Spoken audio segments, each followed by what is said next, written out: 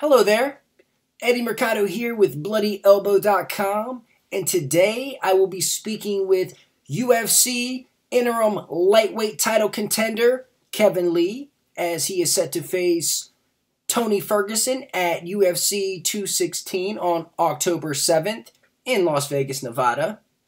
So let's give Kevin a call and find out his thoughts on his controversial finish of Michael Chiesa in his last bout. Find out his thoughts on scoring the interim title fight with Ferguson. And maybe what's in store for UFC 216. Mr. UFC interim lightweight title contender Kevin Lee. How are you, sir? Oh, what's going on, brother? Good to see you. Good to see you. Good to see you as well. You are on an absolute tear as of late. 5 straight victories, 4 straight finishes, 3 straight rear naked chokes. How are things? Everything's smooth. I'm taking that as it comes. Like I said, I approach each one of these fights like it's a title fight. So this one ain't gonna be no different. People gonna be even the people that say that they see me already here, they're gonna be shocked. They're gonna be they're gonna ask like, oh, how did you do it? And I already seen it coming like years ago. So when that gold strap around my waist, it ain't gonna be no different. All right, I dig it. Now, your last match, you put on a dominant performance against Michael Chiesa, ended up choking him out in the first round, earning another performance of the night bonus. Did you do anything cool with the money? Not yet. I don't just make money even during fighting. You know what I mean? I'm smarter than that. Like I got many ways of doing it. So I take my money and I invest it. I just turned 25. I threw myself a little something for my birthday, but not really. I mean, I can't even, this ain't time for, especially people around my age, like they all just want to have fun. This ain't the time for fun for me yet. Like I'm enjoying myself. I just bought a new house. I'm living good. So I ain't really upset, but at the same time, like I'm not looking to have fun yet. I'm just, I'm just steady building. So I'm taking money to make money. You know what I'm saying? So From this one, I'm going to do the same thing. Okay, I dig it. I definitely dig it. Now, in the Chiesa bout, you went out, you picked him up, you took him down, you took his back, started pounding on him, found the rear naked choke. It looked like he quit defending altogether. Yamasaki stepped in, he stopped the fight. Chiesa seemed super upset. The whole MMA landscape seemed distraught over the whole situation. What are your thoughts on the way it all went down in the finish? I said it even before the fight. And I'm saying it before this one, too, because Tony Ferguson is built a little similar. Physically, when you match up our skill for skill, I blew Mike Chiesa out the water. I'm going to blow Tony Ferguson out the water when you talk about skill for skill. But these guys, they have a strong mentality, you know what I mean? Like, they got that winner's mindset. So he even after getting choked unconscious, he still was, like, trying to be in the fight. And Tony Ferguson's going to do the same thing. When I hit Tony with a big shot, he going to go down, and then he going to get up and he going to complain because he still want to be in it to win the fight because of his mindset, which I got to respect something like that, Like, that's why I'm taking these tough fights. That's why I love these fights like this. Guys in my position, they look for easier fights. Like, nobody wants to fight Tony Ferguson. And it's not because Tony is, like, a monster. He's got these he's got crazy power, or he's got, great submissions or whatever. Like, he's just a motherfucker. Like, he's tough. So it's up to me. Like, I'm gonna break him physically before I even break him mentally. And the same thing happened with Mike. And the same thing gonna happen with Tony. He gonna get up after getting knocked out. He gonna get up after getting knocked out, and he gonna be upset. But look, it's gonna be is what it is. The body can only take so much damage. And that's what I'm gonna be straight up with him. I'm telling him, your body can only take so much damage. Now, in my personal opinion, against Chiesa, that was probably the greatest stoppage of all time, in my personal opinion. Do you think that the MMA world was a little hard on Yamasaki? Yeah, it's from people that don't understand the sport. You know what I mean? When I talked to Matt Serra about this too, and Matt Serra was right where you at. That it was a great stop. It was a great stoppage. It was the game is intelligently defend yourself. The moment you stop defending yourself, the ref has an obligation to walk in and stop it. That's what I'm saying. Mike, he said a lot of things after that fight. he talking about he wanted to fight Yamasaki. He wanted to do all this. Yeah. One thing you don't hear him say is that he wants to fight again. I tell you that. Like he don't want to fight me again. So if anything, it's just going to be worse for him. But as far as the stoppage itself, I thought that it was. I thought it was a great stoppage. I think Yamasaki, he's a 3-time or he's a multiple-time black belt. So he understands that position, and right before you go unconscious, and he had an obligation to step in before. Why let the man take unnecessary damage? Yeah, absolutely. I think it's kind of wrong. I think I listen to Joe's podcast a lot, Joe Rogan, and Joe's saying, "Oh, let him go out. It's just a choke." What are you talking? Like that's crazy. Like you're not supposed to. Your brain, you're depriving your brain of oxygen and blood. You know what I mean? That's unnecessary damage for no reason. It's not like just because you see a guy get choked out and then come back up, it's not like he didn't take any damage. You're depriving the brain of blood. It's of course there's going to be damage there. People die from shit like that. Right. It's kind of like a TKO. It's like, oh, well, just let him get knocked out. Well, it's like, well, no, he's out. It's over. Stop the fight, right? I mean, I take fighting. That's why I take these fights so personal. This is fighting. It's not like we're not playing a game, like everybody wants to cheer the big knockouts, when somebody gets a crazy knockout and they see the guy go stiff, everybody wants to cheer, but nobody looks at the guy on the ground, that man has to go home to his family, that man has to go home to his kids, and that man's got to live with himself for years to come. So the amount of damage that we take is already a dangerous enough sport. Why even, why make it more, So if you get caught in a position like that, I'm like, let it fight another day. It is what it is. I mean, and I'm going to catch a lot of guys in this position, especially Tony. Tony's going to take a lot of damage. And one thing I hate about MMA, the corners don't really seem to give a fuck. Like, the corner will let you stay in there and just get your ass beat. So I'm hoping that Eddie Bravo, I think he's going to be in his corner. I'm hoping that Eddie likes Tony a lot. And will save the man from unnecessary damage. Okay, fair enough. And speaking of controversial decisions, I know you caught the Canelo Triple G matchup. What'd you think of the scoring on that, and particularly Adalaide Byrd's decision? I tell you what, I'm glad Adalaide Byrd off my damn card. I'm fighting a Mexican too. Look, she had me shook. I'm glad they made the right decision and threw her off the card. I don't necessarily think there was any like conspiracy or nothing crazy like that. I just think that she's a Canelo fan. I thought Canelo was winning the fight too in the early rounds, but then in the later rounds, Triple G definitely took over. I would have maybe scored at 7-5 for Triple G. I can see 6-6, so I wasn't upset with the score. But 10-2, that's fucking crazy. Like. I'm so glad that they threw her off my card because I'm fighting a Mexican too. Mexican that likes to push forward. He likes to, she ain't gonna give me a fair shake. So I'm happy with the decision to pull her off the card. That's a damn shot. Fair enough. Now October 7th, UFC 216. You are competing for the UFC's interim lightweight belt. Do you feel? Are you a little surprised that you're not? Are you a little surprised that you're headlining over Demetrius Johnson, or do you feel like that's how it should be? No, absolutely not. I think that's the way it should be. I think the UFC knows that. I've been quiet these past couple of weeks just because I've been in the trenches. Like I said, today is my sparring day. So you got to pick and choose the right times to really play the media. And I think the UFC understands that with me.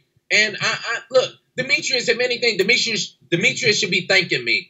He's getting pay-per-view points for the first time in his career, and it's going to be because of me. So, if anything, I'm looking for him a little Christmas gift from Demetrius. So, even, people wanted to say they wanted to see Tony and Khabib, but when Tony and Khabib was supposed to fight, they was going to be a co-main. So, I mean, I think the demand is definitely out here more for this fight than especially Demetrius versus Ray Borg. I mean, come on, come on. Demetrius got to give it up to me. I'm putting money in his pocket. How can he be upset? So when we do the press conferences and I'm sitting right next to him, I'm gonna like make sure I let him know. Fair enough, definitely fair enough. Now, okay, so you are taking on Tony Ferguson, who is definitely wily in his own right. High stakes. You kind of knew this was going to happen. Eventually, you'd have to face Tony. The fight is finally here. What are your thoughts on the matchup now that it's finally in front of you? I'm excited for it. Like I said, the one thing about that Chiesa fight, I was upset that I didn't get to show more. You know, it wasn't even my game plan to take him down, really. So I kind of wanted to show a little bit more to the fans and show a little more to the people. I think people were excited to see more out of me. So I'm kind of excited to show it to him because Tony, he can take a shot. You know, he can keep moving.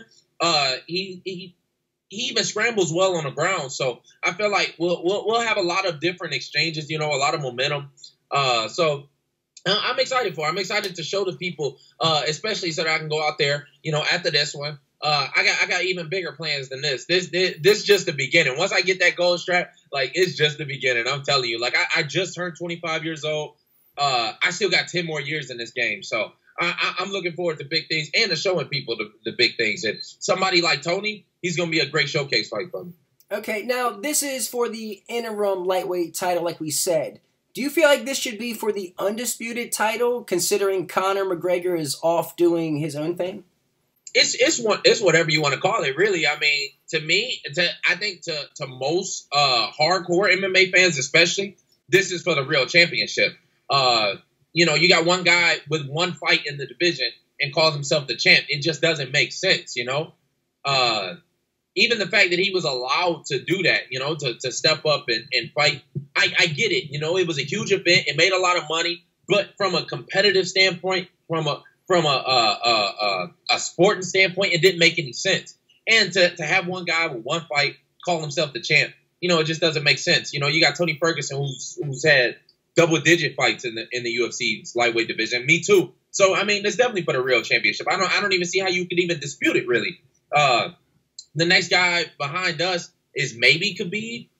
You know, I don't know. I'm gonna let, you know, as far as I'm concerned, Conor, you know, he just got beat up by a man that's 40 years old and coming off retirement, and he got walked down. You know, not only did I think that he would be the one to change up his style and show a little new flavor, like it was Floyd. Floyd was changing up stances on him. Floyd was doing the most. Like, apparently Conor just all talk. Like, I thought he can go orthodox. I thought he can do more than what he said. So, as far as I'm concerned, he got to show me more.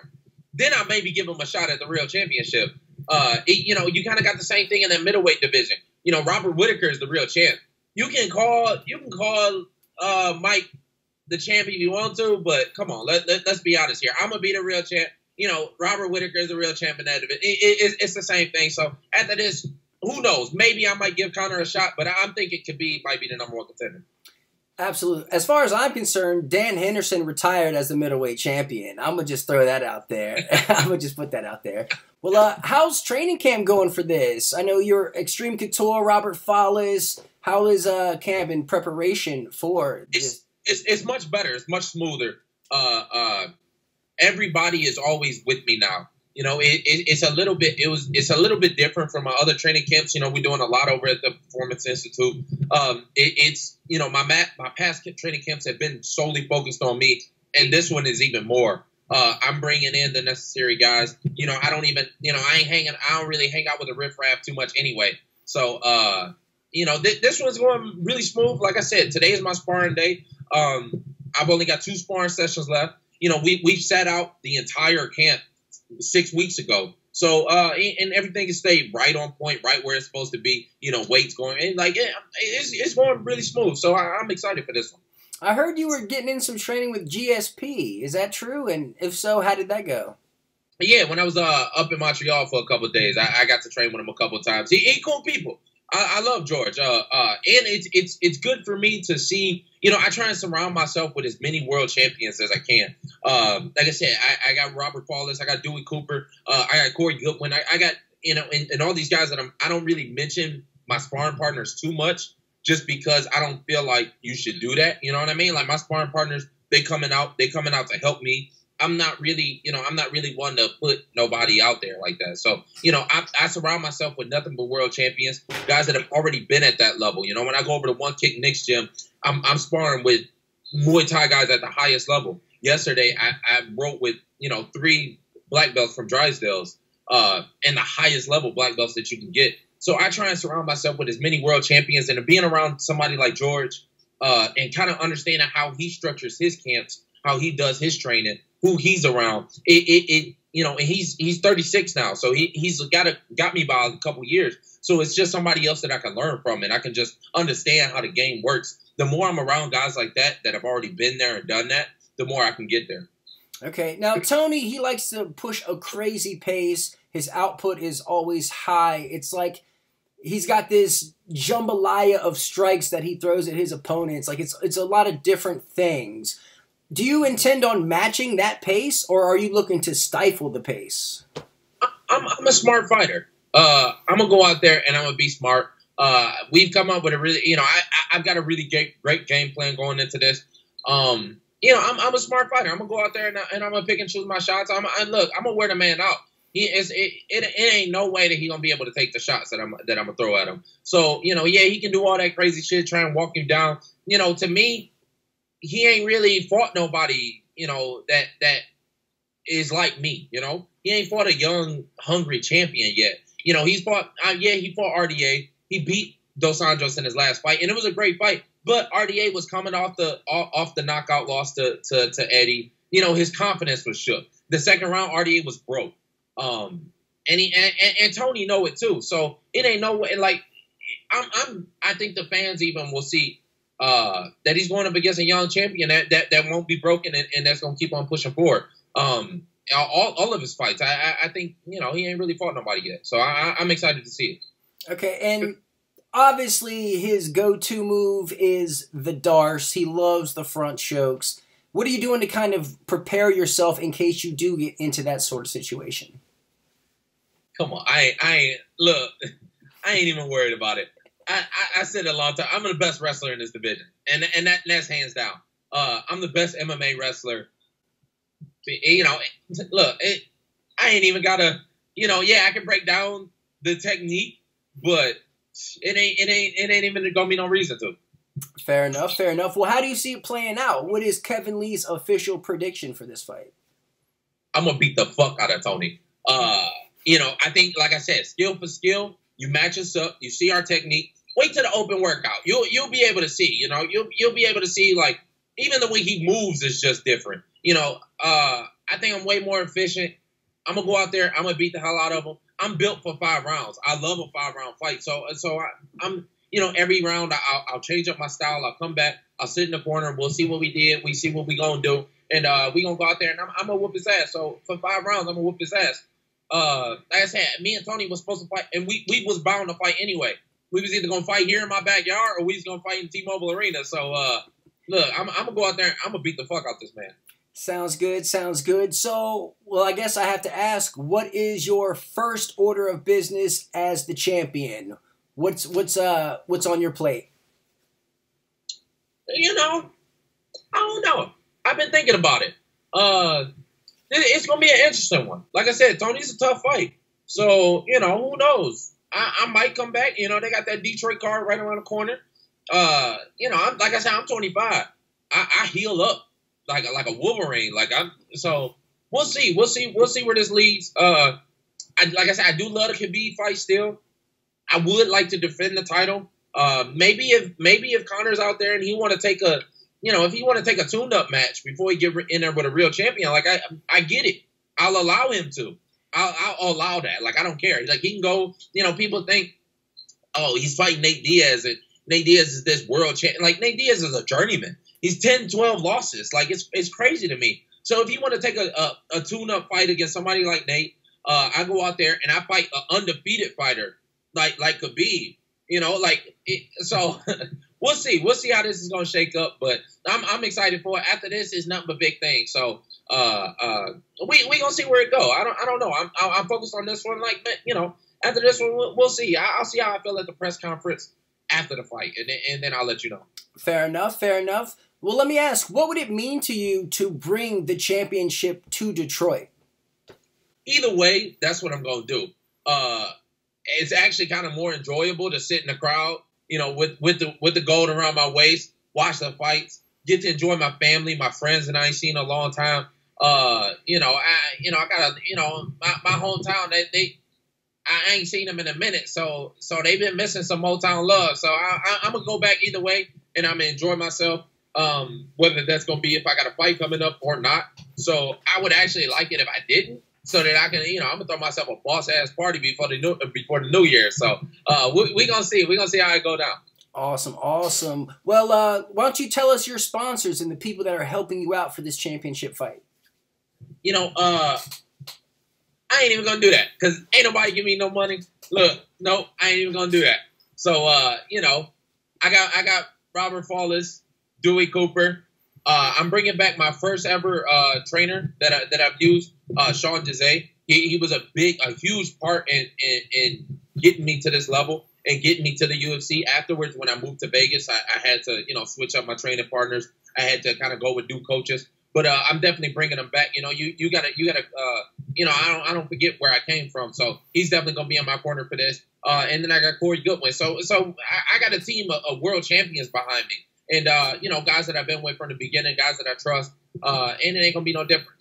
Awesome, awesome. Well, for the 1 or 2 people out there that do not know how to follow you along on your journey, how can these people reach you via social media?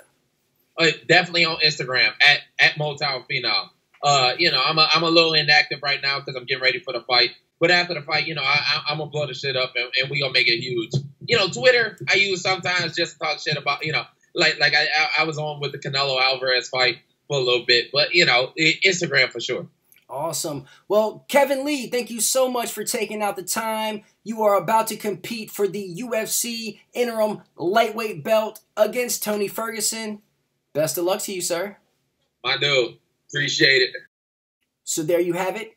UFC interim lightweight title contender Kevin Lee set to take on Tony Ferguson at UFC 216. That's going down on October 7th in Las Vegas, Nevada. Go check that out. In the meantime, you can read me over at bloodyelbow.com. You can follow me on Twitter at @Mercado. If you like this interview, you can subscribe to my channel right here. Subscribe to Bloody Elbow's YouTube channel right there. Check out these interviews over here. Now go be a good person.